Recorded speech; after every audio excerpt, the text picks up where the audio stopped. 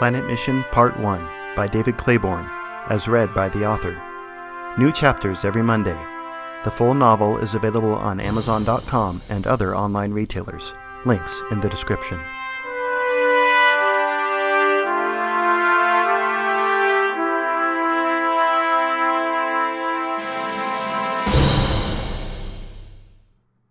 Chapter 15. The Narrow Gate. The troop of colonists rode into the forest, revealing the path as they departed. The missionaries peered after them through the rover's windows.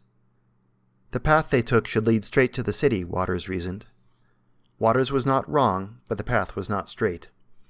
Although it was wide as a polar bear and permitted the rover to pass, it was not designed for a vehicle. Travel was even slower than on the plains, and much, much more rough. The path ambled around trees and up and down hills. Small streams regularly crisscrossed the path. Where there were no streams, there were large rocks. The rover regularly tilted precariously as it negotiated a boulder or massive root. They occasionally drove through vast meadows filled with glorious wildflowers of all kinds. The relatively flat trail through the meadows offered relief, but the meadows did not make travel any faster, as they were often sopping wet with dew and hidden springs and had to be traversed with care lest the rover's wheels become trapped again. Whereas on the plains the missionaries had been able to sit on the floor and lean against the walls, there was no chance of comfort here. The rover rocked and jostled constantly, so that even Junebug could not rest. They sat on the benches and held onto cargo straps for handholds. They said nothing, needing all their energy to stay upright. As the day wore on, the terrain began to change. The hills became steeper, and the rover leaned more. Instead of driving over hills, they drove through them on trails cut into the mountains. The rover climbed higher and higher. A great river roared through the valley below. When at last they stopped for the night, they were too fatigued to even prepare food. They consigned themselves to munching on rations and sipping from water bottles in dejected silence. Only Tommy found the energy to speak. "I said this would be the worst trip of your life." 5 pairs of glaring eyes told him if he chose to point it out again, it would be the last trip of his life. Exhausted, and the motion of travel finally having stopped, they fell into the restless sleep of people in a strange place, physically tired but mentally alert. Dawn warmed the rover, waking the missionaries to a mutual but unspoken commitment to procrastinate driving again. None of them desired to suffer more travel, so they made sure the equipment was double secure and ran diagnostics on the rover's systems. Tommy took his rifle from its lock and practiced disassembly and reassembly while he waited for the others to make up their minds to depart. He oiled and cleaned it again and again, testing the action with a click-clack sound. Bo watched with curiosity. They stepped outside, careful to stay on the path to avoid injury, and ate a morning meal of rehydrated mush mixed with bits of dehydrated apple out of the aluminum mugs from their mess kits. Junebug sweetened his with the juice of a Polus fruit, ubiquitous and easily gathered even in the mountains, and the rest soon followed his example. The mush was not unpleasant, but the texture and presentation left something to be desired. Tommy made cowboy coffee, which they shared eagerly, grateful for the warmth. As the sun rose, they saw that they had stopped at the base of a vast, wide valley. The river, whose roar had been their constant companion the previous day, broadened into a wide, shallow tract of clear water coursing gently over pebbles and rocks below a sloping bank. There were places they could wade across and barely wet their ankles. Minnow-like fishes darted through the shallows. Polus's ubiquitous pink freshwater krill played tag in the deep pools where the river turned. Sometimes larger prawns, the only predator they had encountered yet, chased the smaller krill. A field and intense green filled the valley, the stalks of grass waving in the morning breeze. On either side the valley gave way to sloping hills. Ahead the valley turned where the foot of a tree-covered mountain obscured their view. The path was blessedly flat and appeared dry. Having run out of excuses for remaining stationary, the missionaries eventually climbed back inside, and Tommy started the rover. The going was smooth, and they soon realized their hesitation was unfounded. They rounded the foot of the mountain, and a vast, sloping hill opened before them. At the top of the hill, large, clear and bright, stood the colonists' city. The city was surrounded by high walls of golden, luminous energy that shone like the dawn and stretched for kilometers across an enormous bowl between mountain peaks.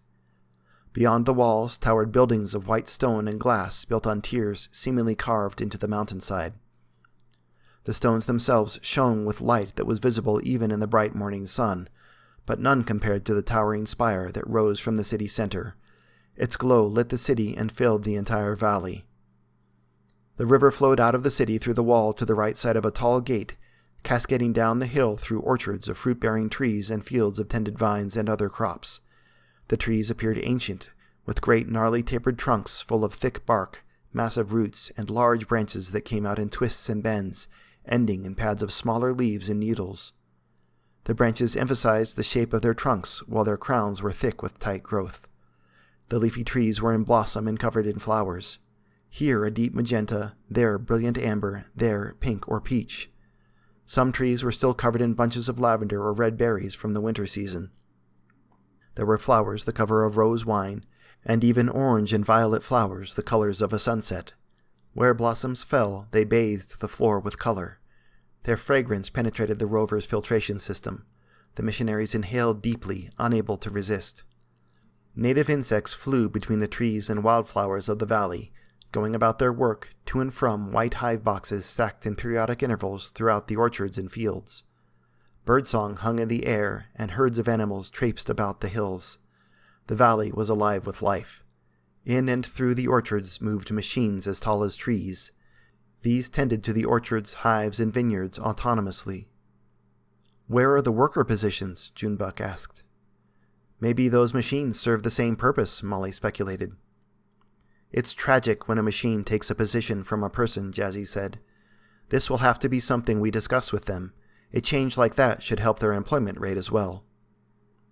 6-winged birds flitted among the trees. Their morning song resonated through the walls of the rover.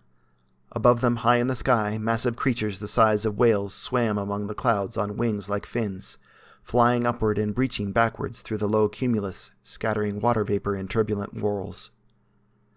The rover drew nearer the city, and the path turned to pavement. A tall, narrow gate flanked by white pillars inlaid with a kind of amber energy stood next to the river where it flowed from the city. Colonists came and went out of the gate.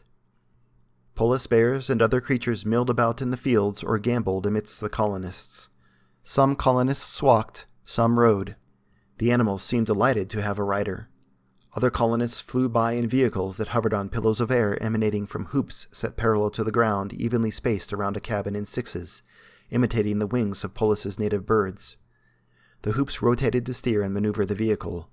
There were no visible blades, but the hoops seemed to serve as engines, moving air or pure energy to provide superconductive lift. They gave off a bassy but pleasant electric thrum. Duck-like birds made a game of flying through the hoops where they swirled down and sideways, riding and tumbling on the current of air as they shot out the bottom like a slide. "Why didn't we have those?" Junebug asked. "They're great, aren't they?" "I want one," Tommy said. Waters and Jazzy watched, mouths gaping.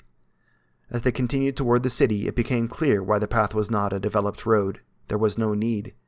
It had only been worn by the passing of walkers and riders. When the colonists needed to be somewhere quickly or farther away, they simply flew. They saw one flyer towing a cart back to the city, itself stabilized by several of the hoop-like engines, yet elsewhere they saw a Polus bear towing a cart as well. "See how they don't make full use of technology?" Jazzy said, a tone of desperation in her voice. "They live with a mixture of technology and more pastoral means.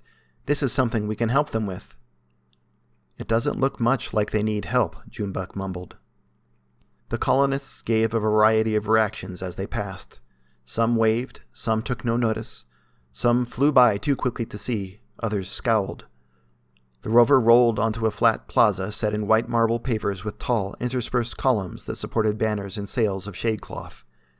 There the rover stopped at last, just a few meters from the narrow gate. Waters inhaled deeply. "We're here," he began, taking his talking stance as best he could inside the rover, readying a speech he had obviously prepared for the occasion of their arrival. "I know this has been a hard trip, but now, at last, it's time to get to work. Remember your training. Remember that the full force and confidence of Earth, Mufasa, and the administration is behind us. You are the best Earth has to offer. Never forget that. Despite what you see, we know these colonists are in need of much, and we can offer that to them. So let's go. Let's complete our mission and do it well. For the glory of—" Waters was interrupted as the rover rocked back and forth. "I thought you stopped us," he said to Tommy, his voice shaking. "Disengage the drive." "I did," Tommy said.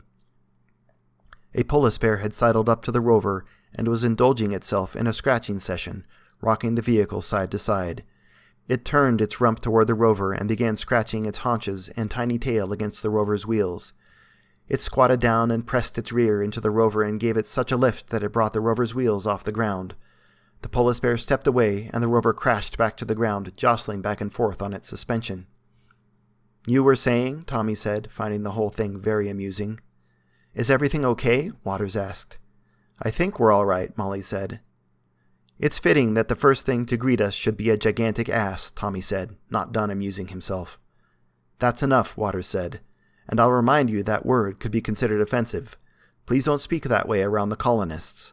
Let's get out while we can." They opened the door and climbed down the ladder to the pavement below. The marble reflected not only the light from the sky, but the light of the city itself back at them. It was like being in a snowfield on a clear winter day, and more intense in contrast to the rover's dark interior. They blinked and shielded their eyes as they struggled to adjust. As the missionary group gathered on the ground, a group of colonists was there to meet them. They recognized the mayor and Jonathan from the previous day. A small group of other colonists had come to greet them, including the woman they had met. They no longer wore the ponchos, boots, and slitted glasses, nor did they carry staffs. Most of the men dressed in simple button-down shirts with the sleeves rolled up and tucked into slacks or pants. Many wore hats. Most, but not all, of the women wore dresses, but all had hair that fell in long tresses. Some wore their hair in thick braids woven with ribbons falling down their backs. Those who did not wear hats wore gossamer thin circlets or crowns, each unique, some tipped with precious jewels. All of them had a bearing of confidence. The men seemed more than men, and the women more than women. It intimidated the missionaries. Although there was nothing especially formal about the colonists' appearance, the missionaries felt underdressed in their jumpsuits, mission jackets, pants, and caps. "They must be dignitaries here to welcome us to the city," Waters said in an aside to Jazzy. "It's good they already recognize our authority." Jazzy squeezed his arm in acknowledgement and stepped forward, pulling Waters along with her. "Are you sure we should approach them?" Junebuck asked. Don't they look like we should ask first?" "Nonsense," Jazzy said. "We represent the administration and Earth. The colonies have recognized Earth's superiority for generations." The missionaries climbed down from the rover and immediately shielded their eyes from the intense light of the city and high mountains. A small group gathered around the missionaries, curious, though most continued past on their way to the orchards, fields, and vineyards with tools in hand. Some rode animals, some stood. All of them offered the same impression as the mayor and his entourage, an air of dignity somehow coupled to humility. Hound-like animals bounded about or sat at the feet of the colonists, eagerly looking up for some acknowledgement or instruction. Like the Polus bears, they had 6 tiny wings set between their shoulders. One colonist threw a stick. Half of them took off after it like so many fur projectiles. Among the animals were creatures with long necks and comforting faces with puffy snouts and woolly thick piebald coats. A herd of animals with spindly legs and crowns of antlers bounded down the hill 100 meters away before stopping and turning their heads, preferring the view from a distance. Small chooks milled about, and billed fowl played in pools by the river.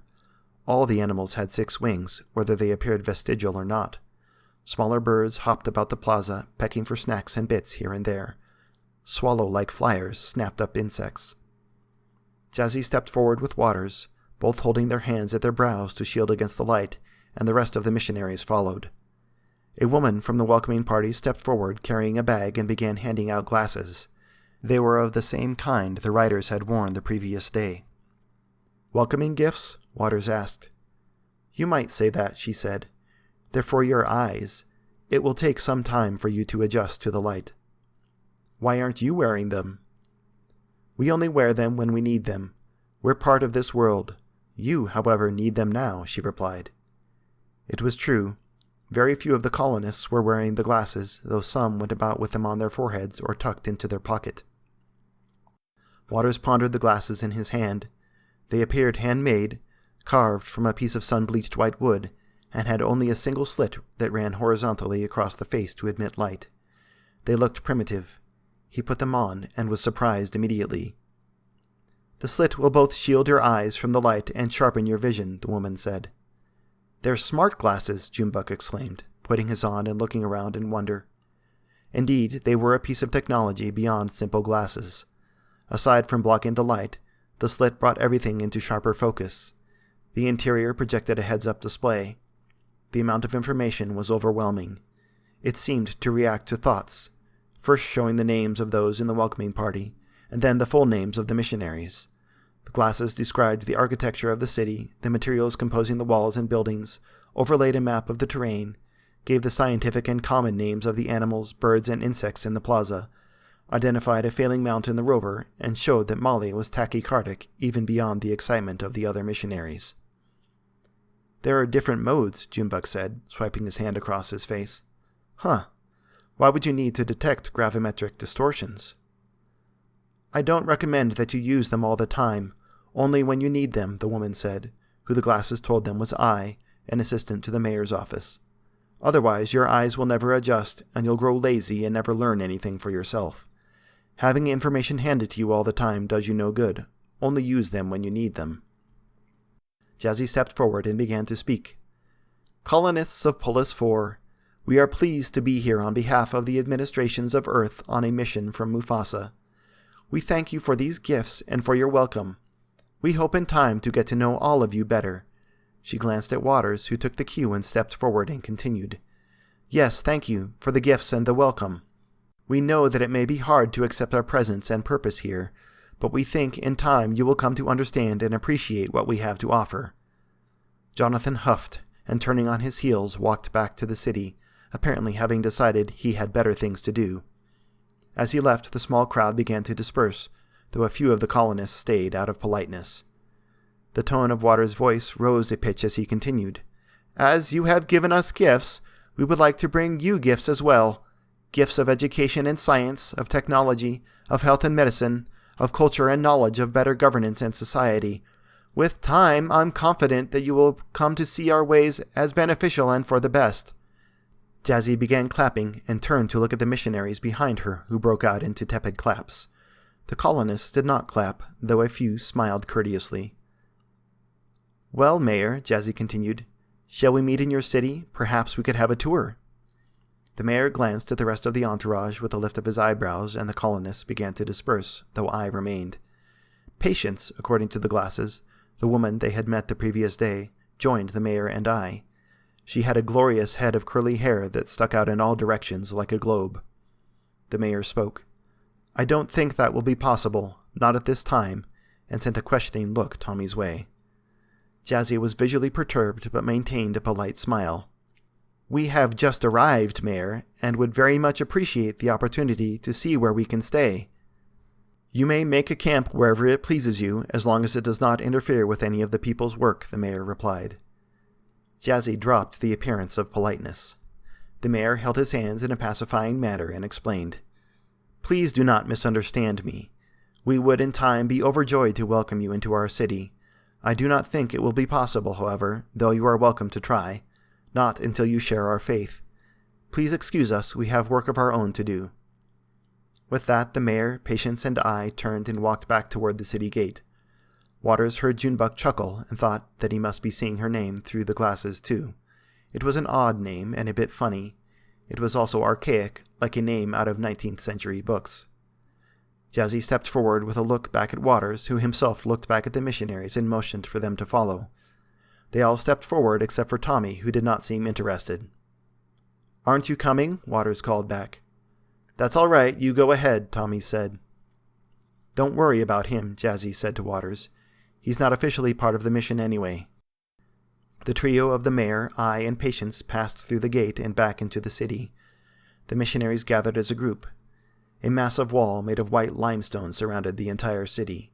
The same amber energy that coursed through inlays up the pillars on either side of the gate served as its mortar. To call it a gate was something of a misnomer. There were no doors.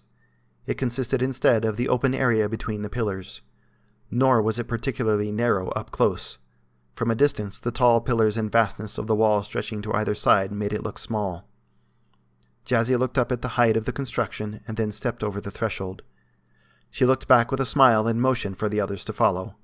However, she soon slowed and struggled as she met greater resistance. She pressed forward, but at last whatever restraint held her reached its limits and she could go no farther.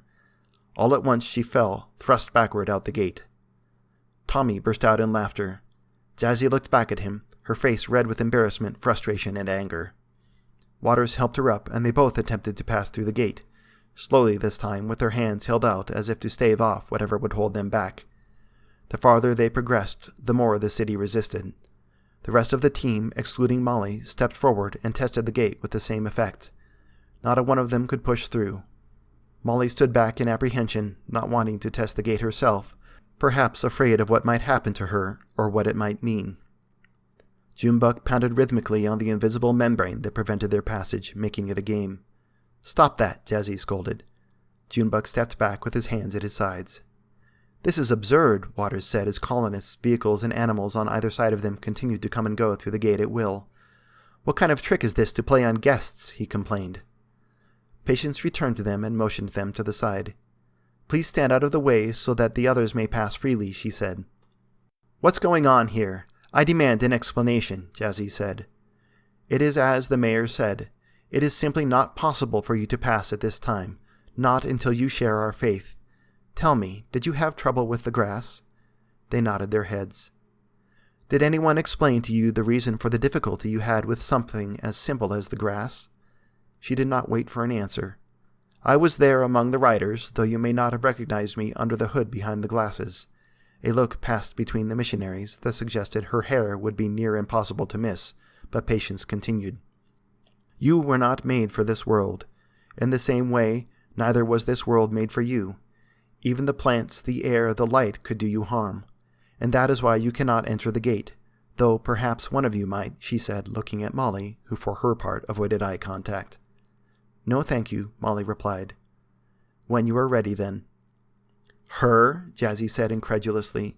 "The exobiologist? She does not even hold a leadership position. She has no doctorate, and she's the one you would permit to enter?" Molly looked hurt. "Please understand, miss," Patience continued to explain. Jazzy took offense at the use of the honorific. "It is not a matter of permission. You simply will not be able to enter the city as you are. It is not up to us." Waters finally spoke up. "This has to be a mistake. You see, we are on a mission from Mufasa, and we have the full backing—" "The full faith and credit," Jazzy interjected. "The full faith and credit of the administration behind us," Waters continued. "It is simply unthinkable that we would not be permitted to enter. This is our mission. It's what we are here to do." Patience, true to her name, did not seek to explain further, but apologized once more. "I am sorry that you will not be able to join us. I truly am. Please understand. I have told you what you must do." "Share your faith? What does that even mean?" "Perhaps you could speak to the mayor for us," Jazzy asked. "Yes, you're part of his staff. You can speak to him for us," Waters said. "Please try to understand. Good day to you all." She turned and walked back into the city. "Ugh!" Jazzy shouted in frustration, slamming the heel of her hand against the wall. "Now what are we supposed to do?" she said, turning to Waters. Waters stood there looking between the faces of the missionaries, looking for an answer that was not to be had, not really knowing what they could or should do with this unexpected turn of events. "We could go set up camp like the mayor said," Junebug offered. Jazzy glared at him. "Are you all done playing yet?" Tommy called from where he had stayed by the rover. He found the whole thing very amusing. Dejected, the missionaries rejoined him, uncertain what to do.